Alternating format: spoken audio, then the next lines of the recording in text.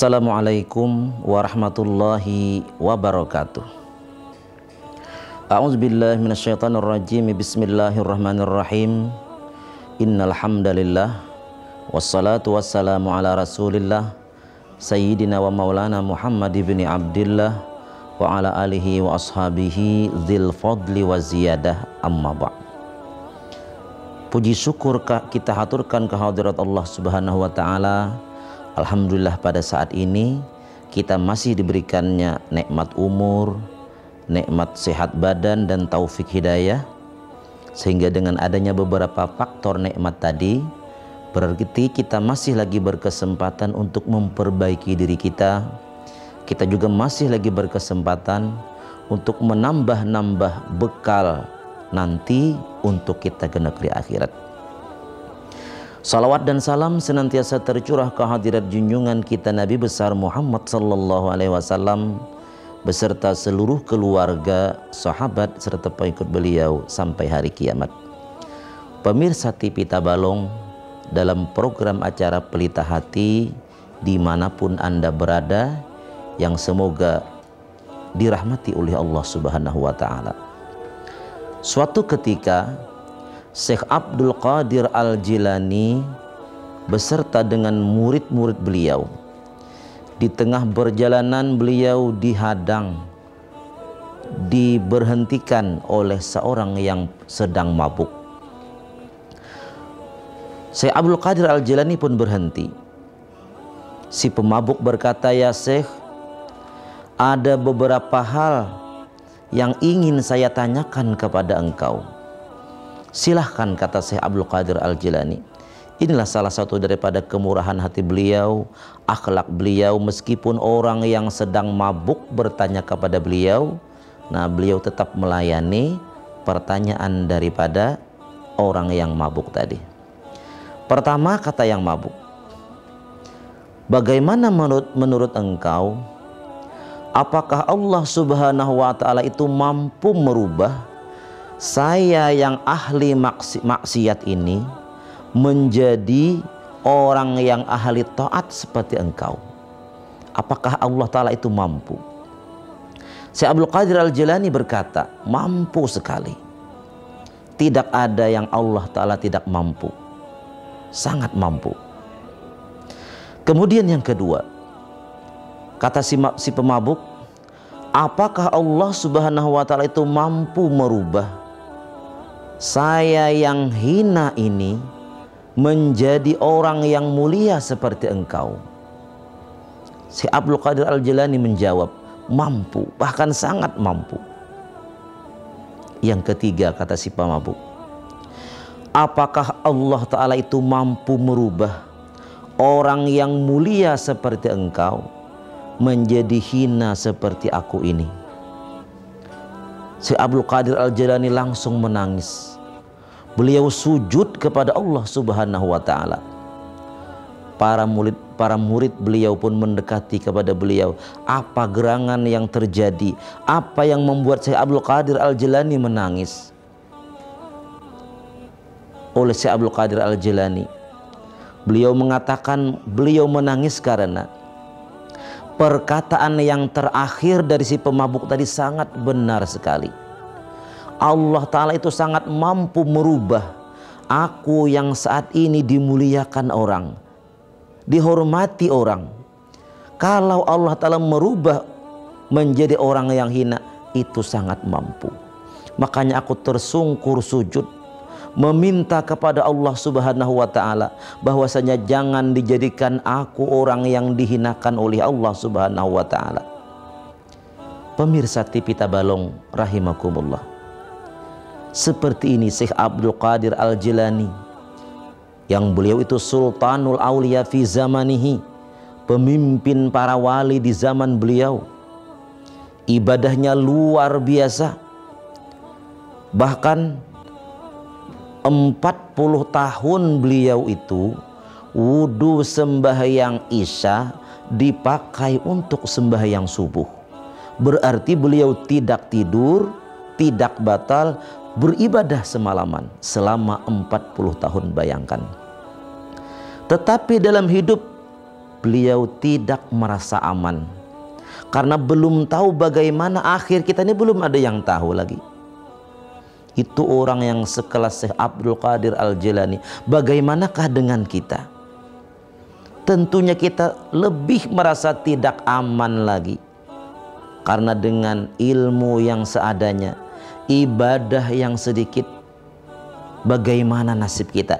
Jadi jangan pernah kita merasa aman dalam hidup ini. Teruslah kita berbuat yang baik supaya kita menjadi orang yang lebih baik, sampai mati menjadi orang yang baik.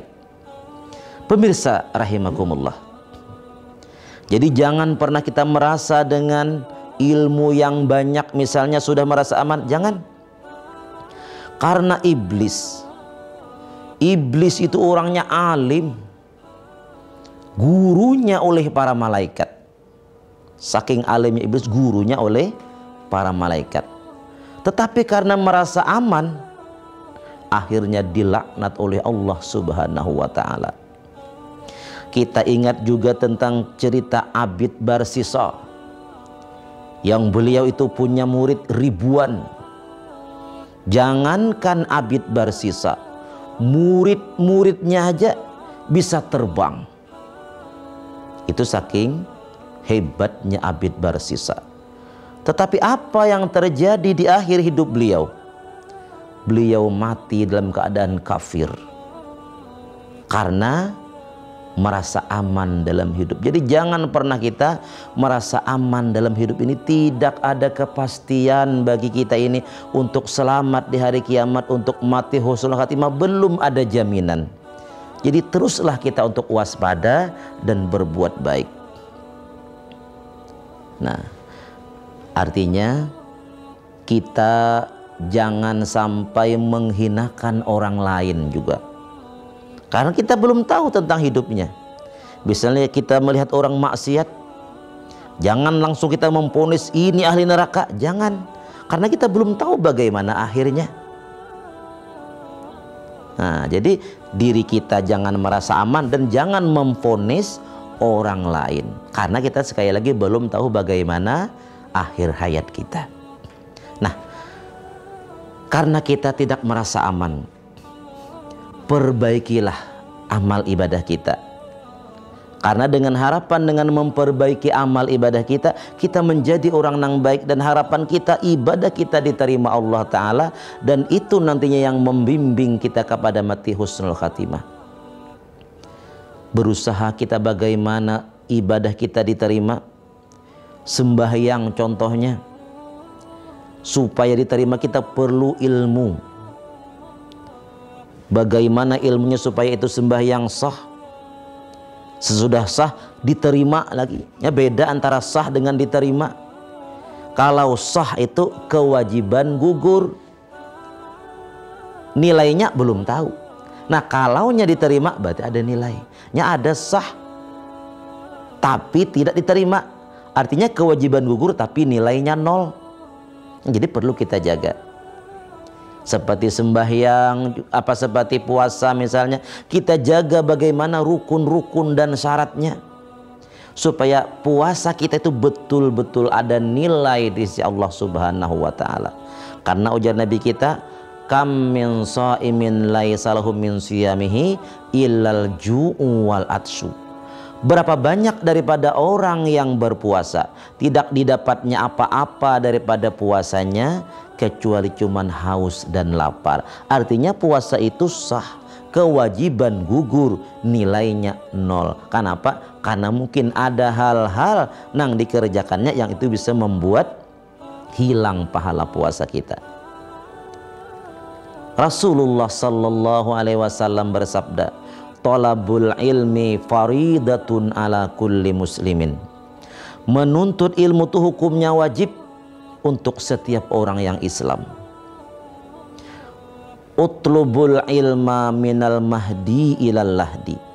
Tuntutlah ilmu dari buayan sampai ke liang lahat. Utlubul ilma walau bisin. Tuntutlah ilmu walaupun sampai ke negeri Cina. Maksudnya, ini ilmu-ilmu yang wajib bagi kita.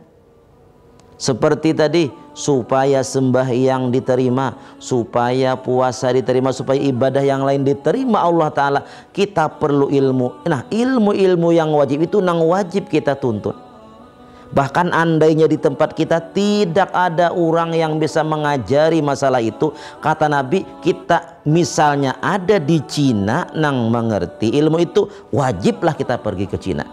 Saking wajibnya belajar ilmu tadi. Tapi mun di benua kita ada aja kada usah ke Cina berarti. Hadirin sekalian rahimakumullah, kita sering dalam hidup ini asal-asalan dalam beribadah. Bagaimana dengan ibadah kita? Kita jarang memikirkan tentang bagaimanakah ibadah kita, apakah sudah baik atau belum. Dahulu ada sebuah cerita. Di dalam kitab Sirajut Talibin ada seorang ulama. Beliau ini pekerjaannya sebagai tukang jahit. Nah, jadi bila membuat pakaian, membuat baju, bajunya dijual ke pasar. Nah, kepada orang yang jualan baju.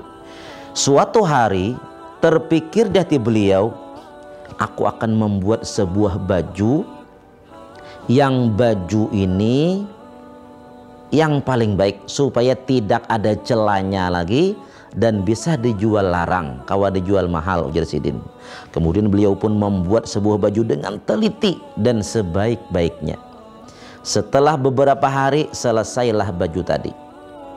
Dipandang beliau muka, belakang, kiri, kanan, atas, bawah.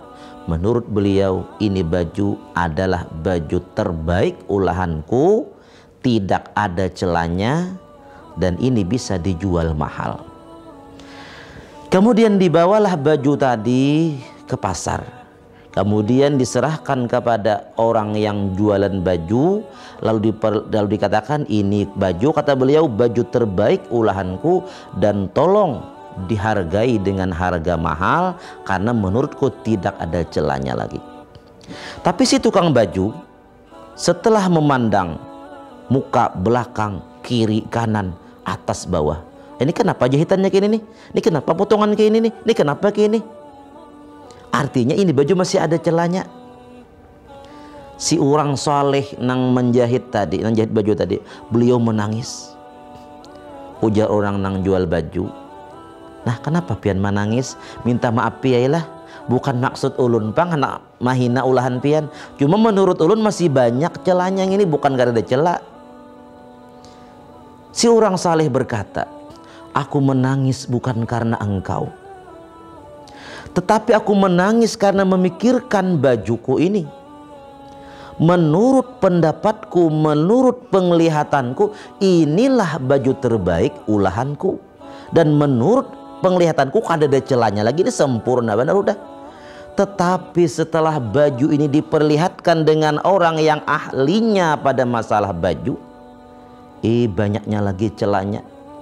Ikam nih ahlinya baju, melihat masih banyak celah daripada baju ini, banyak aibnya masih. Yang aku khawatirkan, kata orang saleh tadi, musiah amalanku selama ini, nang ku rasa asa baik, sudah asa banyak sudah menyumbang, banyak sudah hadir ke majelis taklim, berjamaah selalu hadir. Aku khawatir kalau ku sangkaanku haja baik, sangkaanku haja kada ada celah, musiah kaina di hari kiamat setelah diperlihatkan dengan orang yang ahlinya pada masalah amal, yaitu Allah Ta'ala. Pas sama kejadiannya lawan bajuku, diperlihatkan kepada ahli baju banyak celahnya, musiah kaina amalanku juga banyak celahnya di hadapan Allah. Itu yang aku takutkan, kata orang saleh tadi. Hadirin sekalian rahimakumullah. Nah, dari cerita tadi artinya dalam ibadah perlu kita kehati-hatian. Kita belajar bagaimana supaya ibadah kita itu bujur. Kaina dahulu kita memikirkan bagaimana supaya dapat fadilat-fadilat ini. Kaina dulu. bujurakan gawiannya dahulu. Karena bila gawian kita bujur, dengan sendirinya fadilat akan kita dapat. Biar kita hafal fadilat, amun gawiannya luput, kada dapat kita. Jadi yang penting itu gawiannya bujurakan dahulu. Pemirsa TV Tabalong rahimakumullah.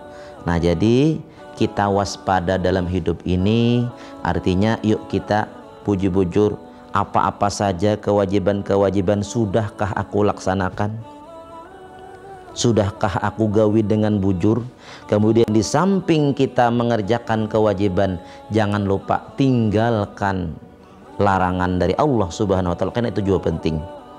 Jadi kerjakan kebaikan, gawi nang disuruh, tinggalkan kejahatan atau maksiat. Insya Allah semoga kita barataan nantinya mati dengan husnul khatimah. Pemirsa TV Tabalong, kita rehat sebentar. Insya Allah akan kita sambung sebentar lagi pada sesi tanya jawab.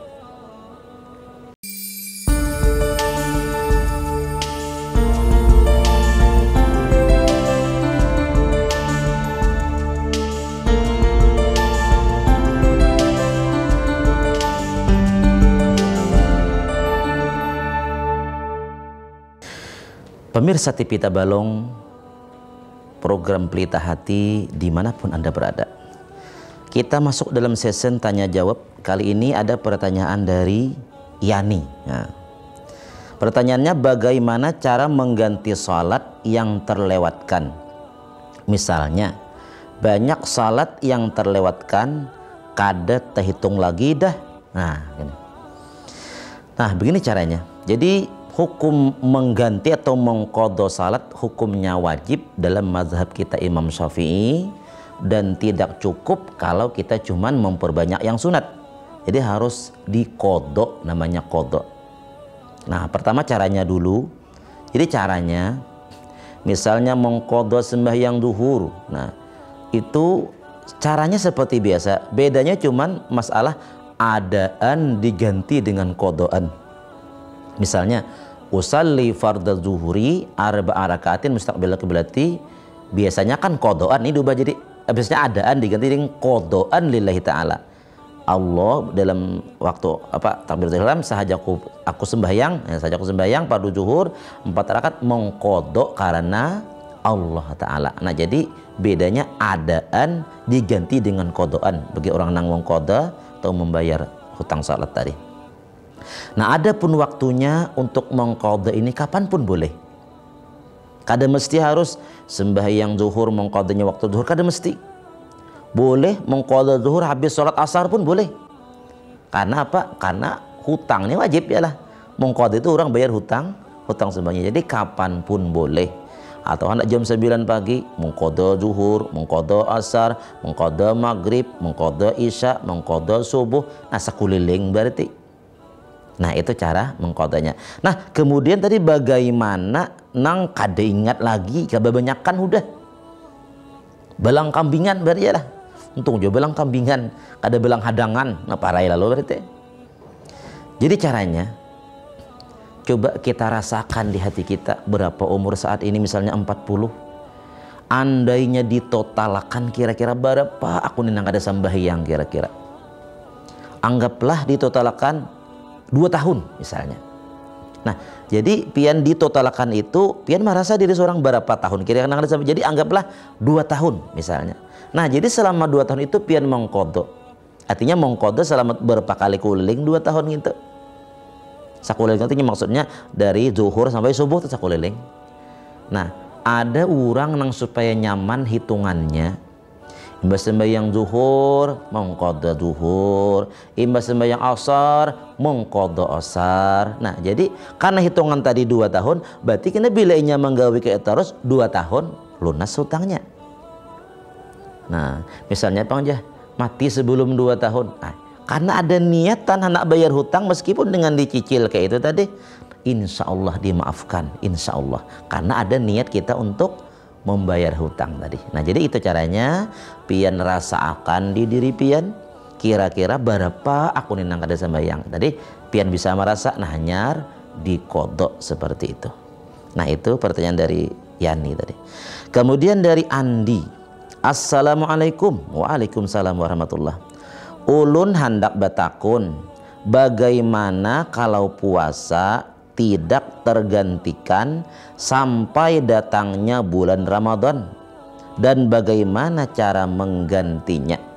Nah, jadi misalnya nih, orang ini bulan Ramadan puasanya misalnya batal 7 hari. Nah, kenapa? Karena haid misalnya, babinian misalnya nih.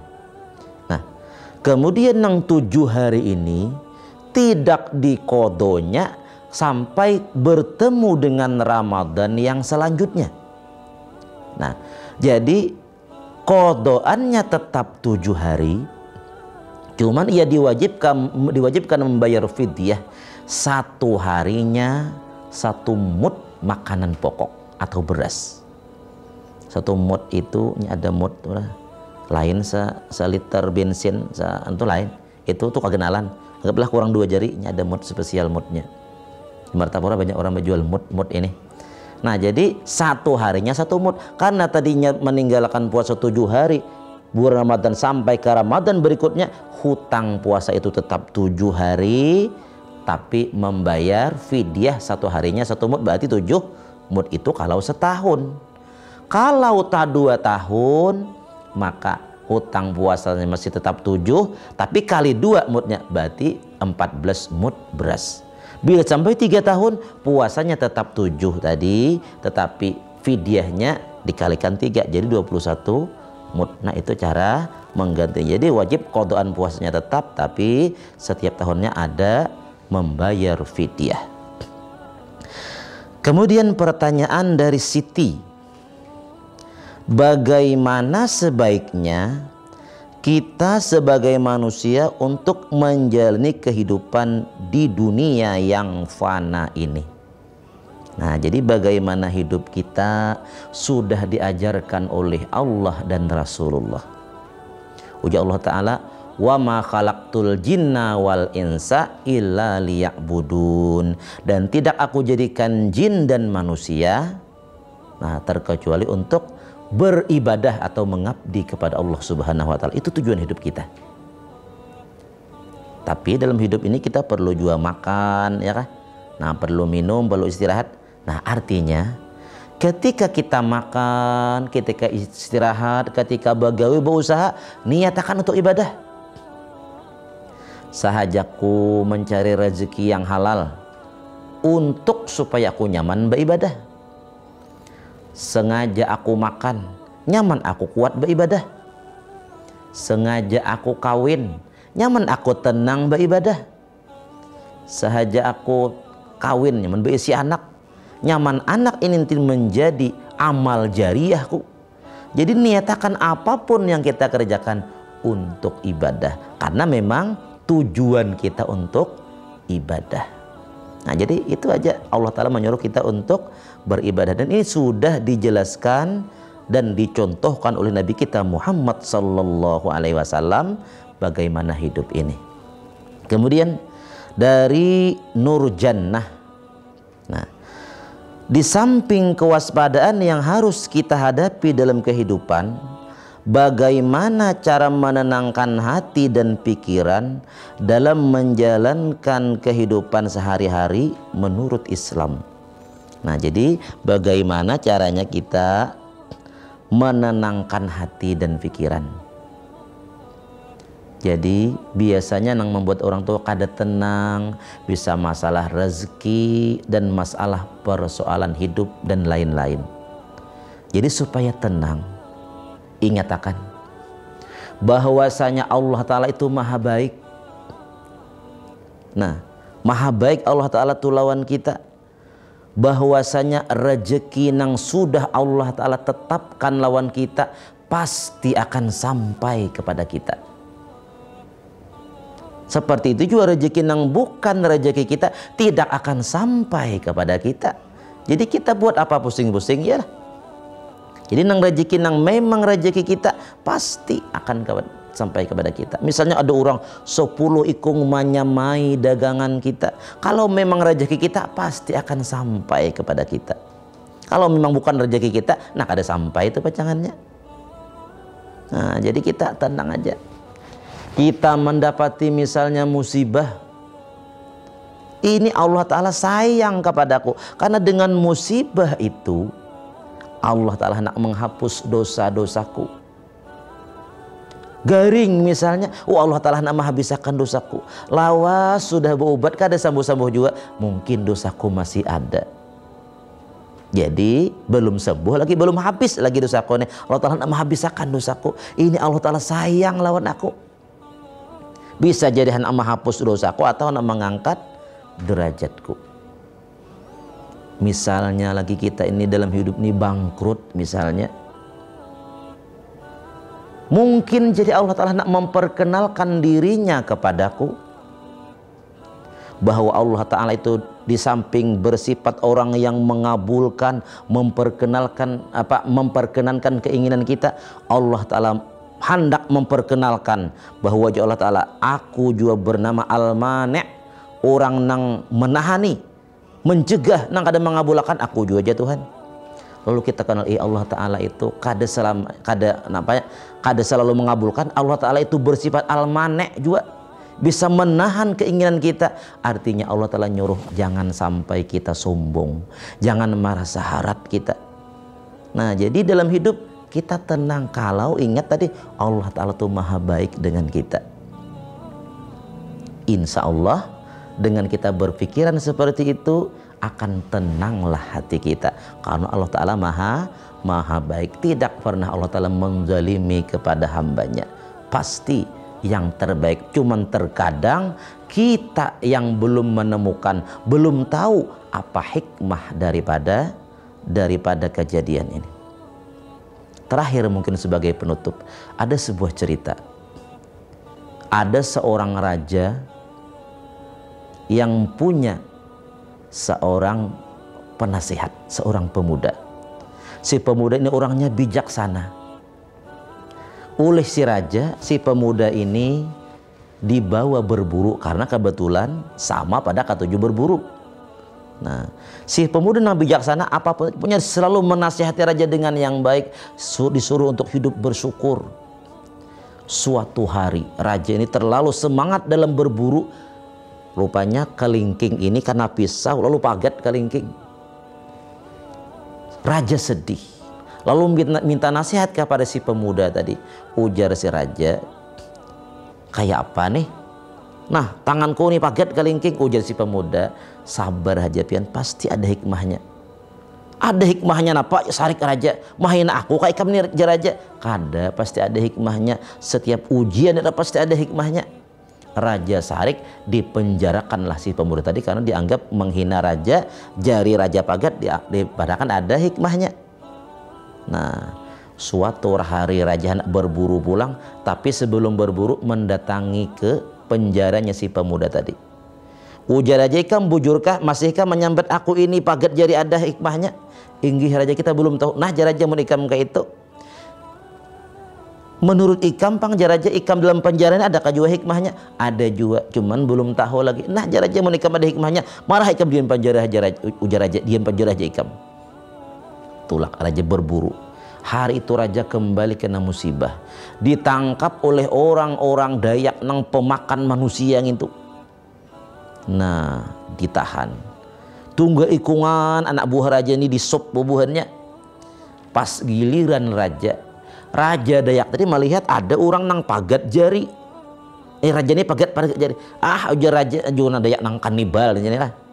Kada hakun makan orang cacat gini.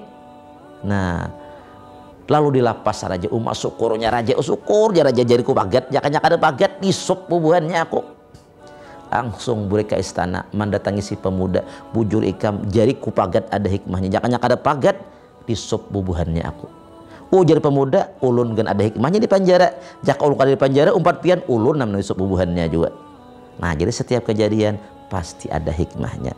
Nah, yang jelas kita dalam hidup ini perlu waspada. Kita kerjakanlah segala perintah-perintah Allah, jauhi larangan-larangannya, insya Allah mudah-mudahan Allah Ta'ala nantinya menyelamatkan kita dunia wal akhirat. Amin ya rabbal alamin.